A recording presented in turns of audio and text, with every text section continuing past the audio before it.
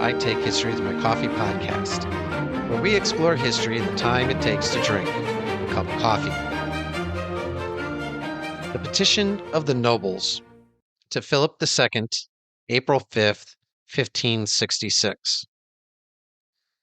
For this reason, we have decided to form a holy and lawful confederation and alliance by which we promise to bind ourselves mutually under solemn oath to use all our efforts to prevent the reception or introduction of this Inquisition in any way, open or concealed, under any pretext or in any disguise whatever, whether it be called Inquisition, visitation, edicts, or otherwise, but to extirpate and eradicate it completely as the mother and the cause of all disorders and injustices. It is a Sunday morning outside Ghent. High summer, 1566. The field isn't chosen at random. It's just far enough beyond the city walls to be outside the magistrate's easy reach, yet close enough that a few thousand people can walk there before the heat sets in. They arrive something like order, blocks of 30, each with someone keeping count. Penny psalm booklets passed hand to hand from those who have them to those who don't. Someone has dragged a ladder up against the side of a mill. That's the pulpit. This isn't a small gathering anymore. That same summer in Antwerp, a merchant named Richard Clough will count more than 16,000 people at a single sermon, a third of them armed.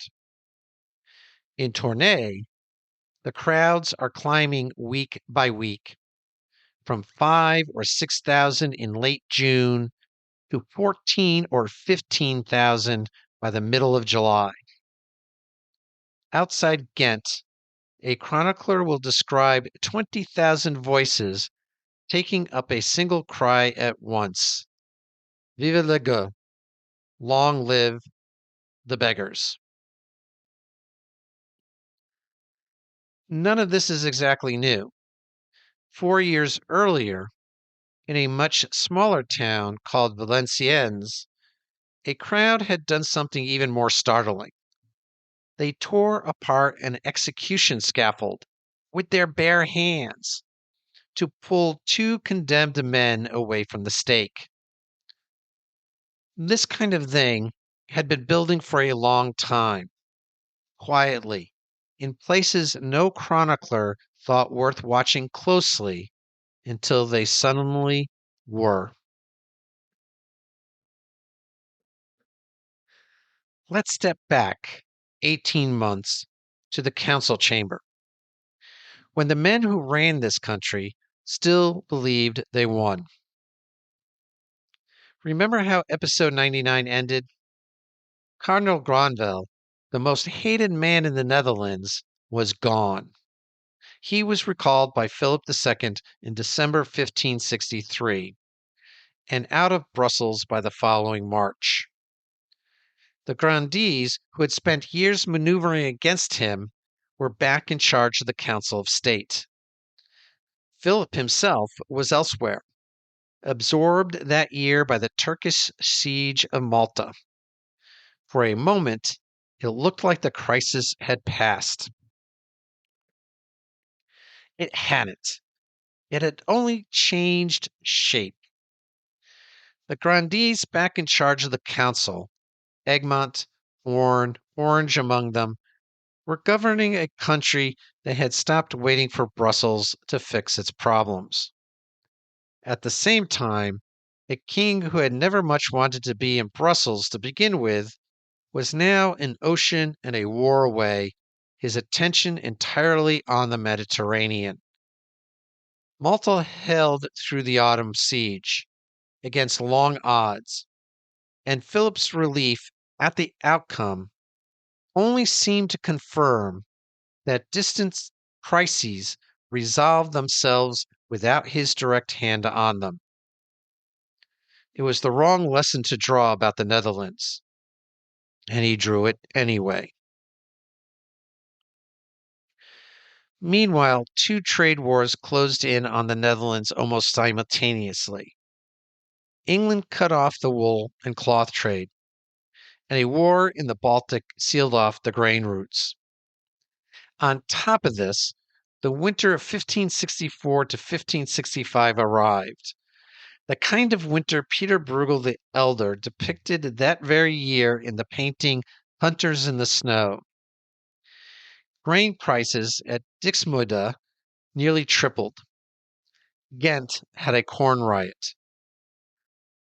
Prince William of Orange stayed in Holland through the worst of it, rather than travel south for the celebrations awaiting a returning hero.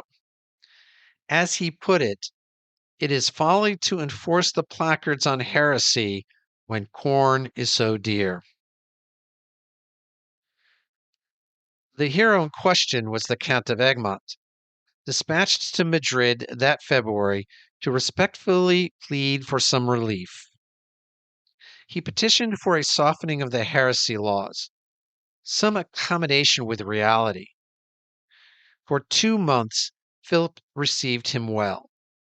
Egmont was flattered, given gifts, told more or less what he wanted to hear, and sent home in April, convinced he had accomplished something. He wrote back jubilant reports. Then, about a week after those reports arrived, Philip's actual written instructions caught up with them. Instructions dated 3 days after Egmont had already left Madrid, and instructions that made it clear that nothing of substance had been conceded at all. Egmont had spent 2 months trying to win an audience with a king who had already made up his mind before Egmont arrived. It's one of the uglier ironies of this period.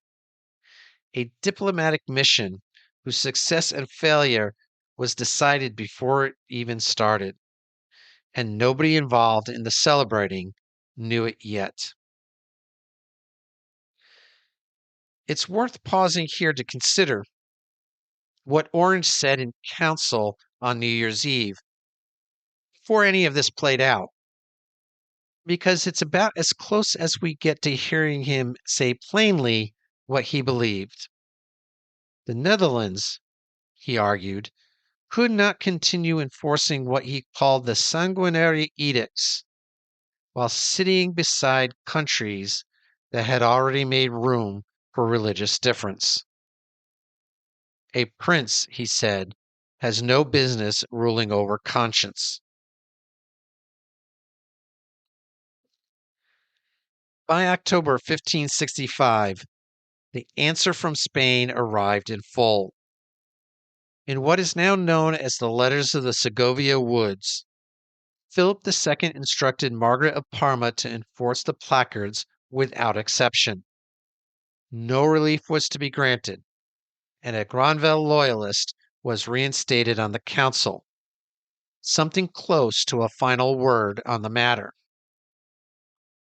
As that meeting broke up, the historian C.V. Wedgwood records one line hanging in the air.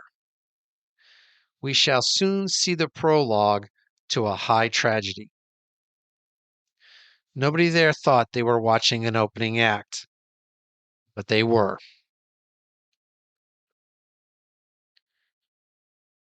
When the senior nobility's campaign ran into that wall, leadership didn't remain with the grandees. It passed down, this time to men with titles, but not fortunes, men with less to lose.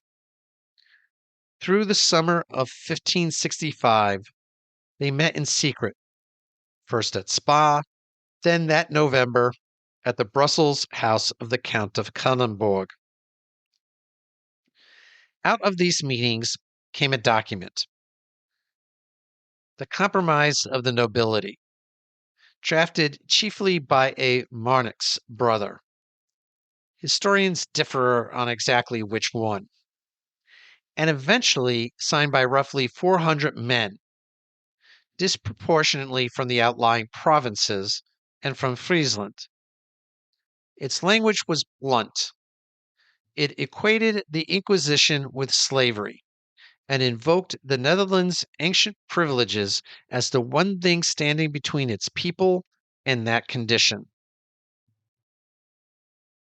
A Catholic chronicler named Pontus Paean, writing not long after, and no friend of any of this, took the trouble to sort the signers by motive.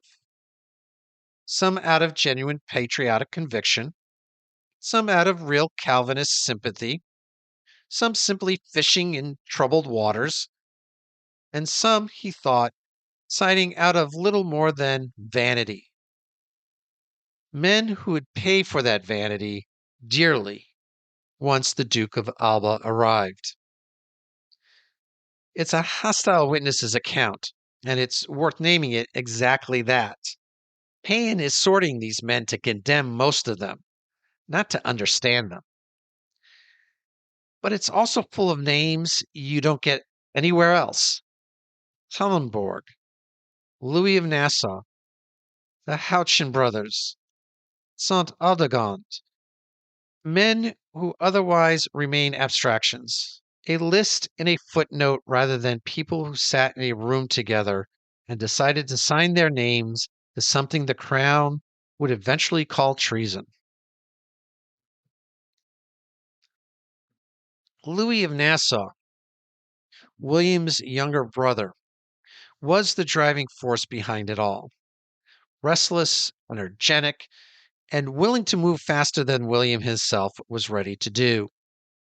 He rode between Brussels, Spa, and the smaller courts of the eastern provinces that autumn, gathering signatures almost personally, treating the compromise less as a petition than as a network he was building, one relationship at a time.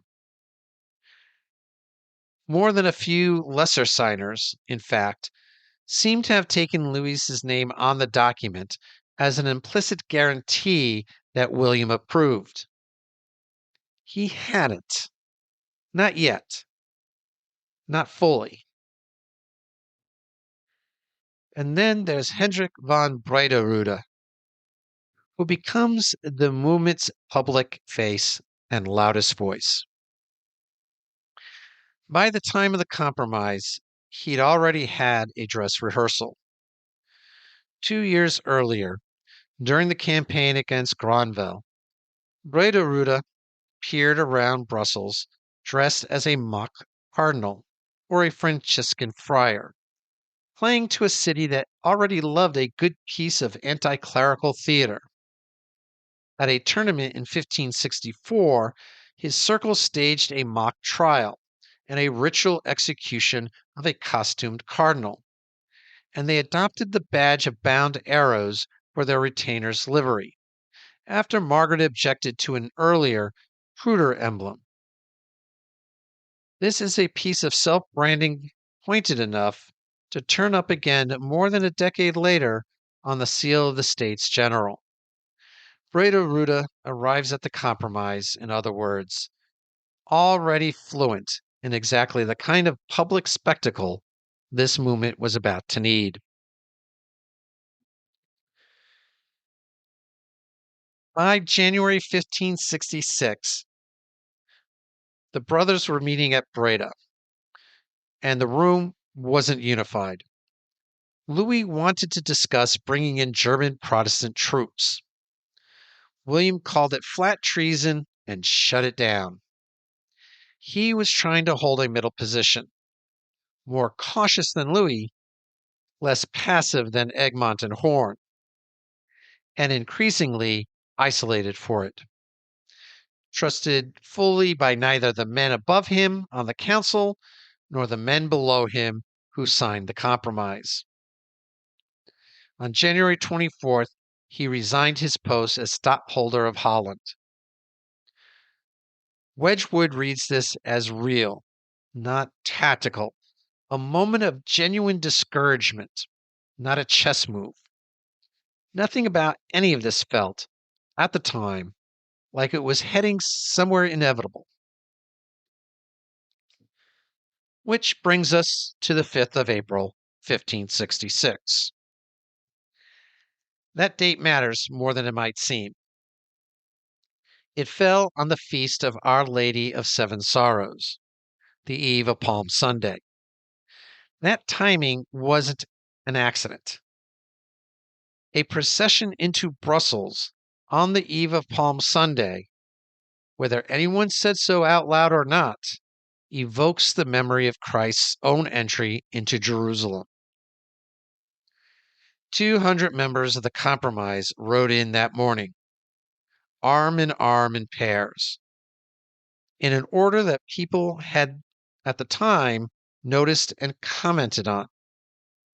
Gentlemen first, the greater lords held back to the rear, a lame gentleman from Artois out in front, Brederode trailing near the back.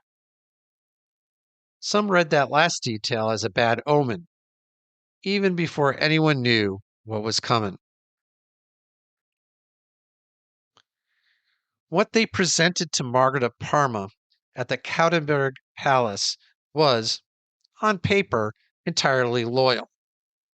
A request, not a demand, asking for moderation of the heresy laws while insisting on their fealty to the king throughout. Brederode read it out loud. In that room, watching 200 armed gentlemen file past her, Count Berlaymont is supposed to have leaned toward the regent and said, "Quoi, madame? Peu de ces gueux?" What, madame? Afraid of these beggars? We should say plainly that the exact wording Payen gives for that line hasn't been fully confirmed. The version that holds up is the one preserved by Wedgwood. It would be mythologized almost immediately. An engraving by Franz Hagenberg, made not long after, frames Margaret beside a niche image of the Virgin and stages the whole procession as a prince's ceremonial entry into a city, which tells you how quickly this single morning was absorbed into the visual language everyone already knew how to read. The ceremony itself lasted only minutes. The significant event occurred 2 days later, almost by chance, at a banquet hosted by Brederode at Kallenberg's palace. There, several prominent lords, men who initially intended to stay neutral, found themselves raising a glass and toasting Vivant les gueux, long live the beggars. The Count of Horn would later call it 2 miseres worth of drinking, which tells you something about how the evening went. Miserere in Latin means have mercy. Out of that toast, an entire adopted identity emerged. Gray cloaks, begging bowls, and medals featuring Philip's portrait on one side, and a motto of loyalty, even in poverty, on the other. Loyalty and defiance, minted onto the same coin. The identity spread quickly. At a wedding banquet in Bethune, not long after, Confederate gentlemen were chanting Vive les gueux so loudly that the town nearly turned on them. And as the Brussels delegation finally rode out that first day, they gave a formal military half-turn on horseback, the caracole, a gesture sharp enough that, by every account, Margaret herself generally couldn't decide whether she just watched a salute or a threat. Her actual response was more modest than either reading suggests. She couldn't suspend the Inquisition on her own authority. That wasn't hers to give. But she could, and did, order the enforcement proceed discreetly and moderately until word came back from Philip. That single administrative hedge is the hinge on which the rest of this episode turns. In Brussels, it meant almost nothing had changed. Out in the provinces, it was heard as something close to toleration. That gap between what the regent actually offered and what people believed they'd been granted is what opens the door to everything that follows. What follows across that summer is a movement that borrows its choreography from the Compromises procession, armed musters, formal marching order, and the same visual grammar the nobility had used in Brussels, now appearing in open fields. The lesser nobility hadn't just opened a legal gap. They had handed everyone else a template for turning a walk into a political statement. Yet it's tempting to assume the hedge sermons were organized from the start and run top down by Calvinist consistorities. The record quite doesn't support that. The earliest May meetings look genuinely spontaneous. For instance, a monk named Carolus Daniel fled from his cloister at Ypres and began preaching in the open.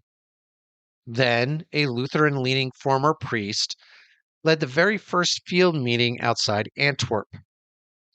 The Antwerp consistory didn't step in and formally back the movement until late May or June, after the fact, deciding, in effect, to catch up to what was already happening in Flanders.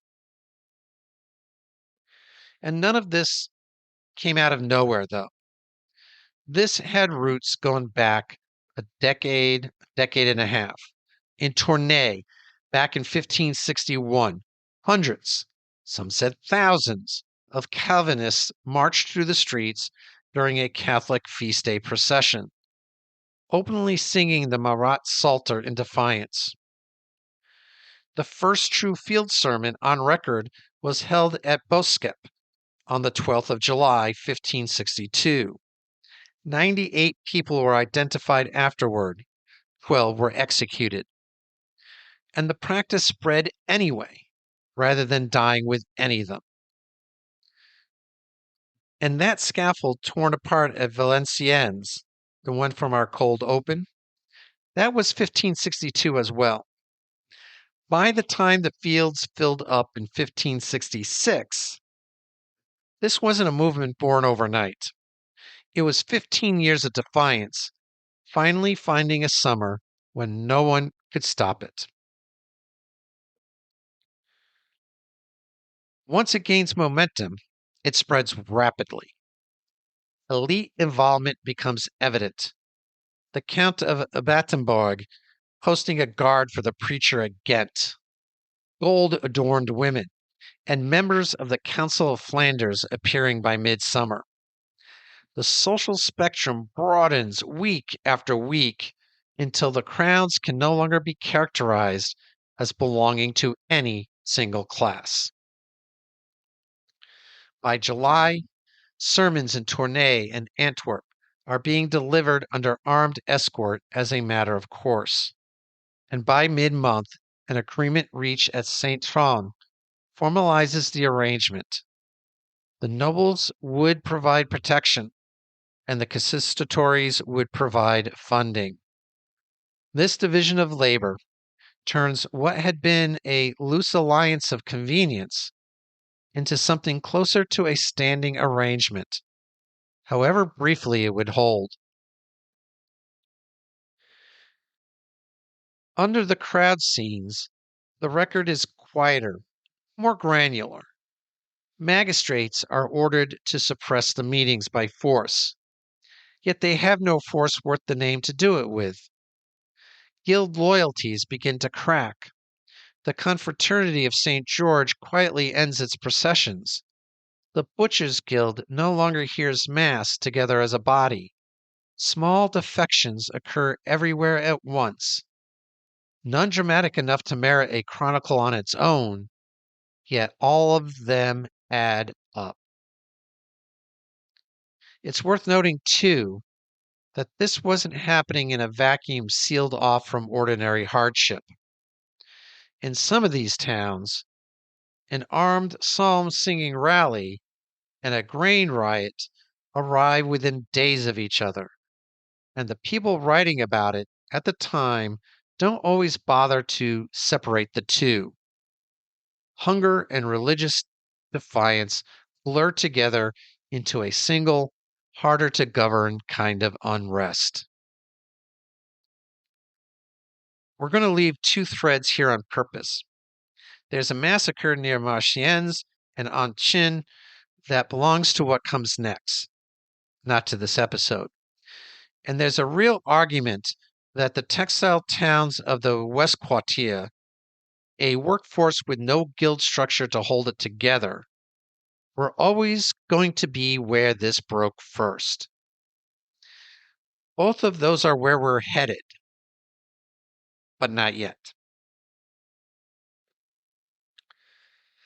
By the end of this summer, one can say plainly that leadership kept losing control of its own movement at every level.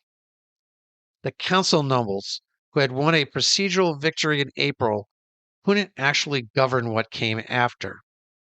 The Confederates, who struck the Saint-Trond bargain, found that their Calvinist allies had no intention of staying in the passive, funding-only role they had been assigned. Something genuinely new was taking shape. Perhaps you could call it a shared identity stretching across provinces that hadn't shared much before, built out of a badge, a toast, and a name that had started as an insult. And by mid-August, the picture on the ground is already contradictory in a way that should unsettle you. In Tournai, residents are physically blocking Flemish iconoclasts from entering their own town, still trying to hold the line. In Oudenaarde, at almost the same moment, and barely a day's ride away, the images are already coming down off the walls. Order and rupture, side by side, in the same week. Nobody in either town yet knows which of those two stories is about to become the story of the whole country. And that's where we'll leave it for now. As always, maps and other supporting resources for all episodes are listed in the episode description. In the meantime, for more historical content, become a free or paid Substack subscriber and get related historical content delivered to your inbox. We're on Facebook, Instagram, and Threads. Feedback and comments are welcome at itakehistory@gmail.com. Or you can leave a review on Apple Podcasts or on Spotify. You can also help support this podcast by buying me a coffee at buymeacoffee.com/itakehistory. If you know anyone else who would enjoy this podcast, please let them know. And thanks for listening.